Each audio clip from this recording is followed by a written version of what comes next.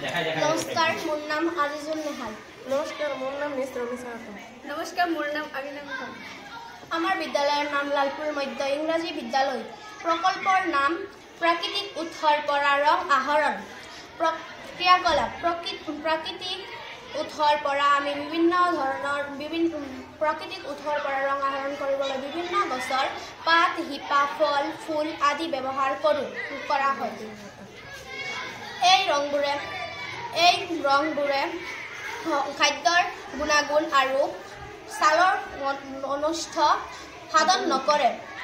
যেনে উদাহৰণস্বৰূপে কেঁচা হালধিৰ পৰা হালধীয়া ৰং,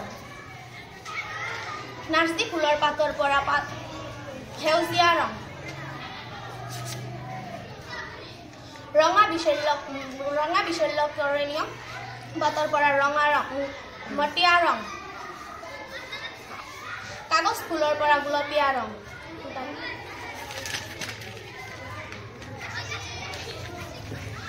ইয়াৰ উপৰি নাৰ্জী ফুলৰ পাতৰ পৰা সেউজীয়া ৰং, পলাশ ফুল, বিট, জামু, পালেং পাত, কলপাত আদিৰ পৰা আদি পাতৰ পৰা ৰস আহৰণ কৰি আমি ৰং হিচাপে ব্যৱহাৰ কৰিব পাৰোঁ। ধন্যবাদ।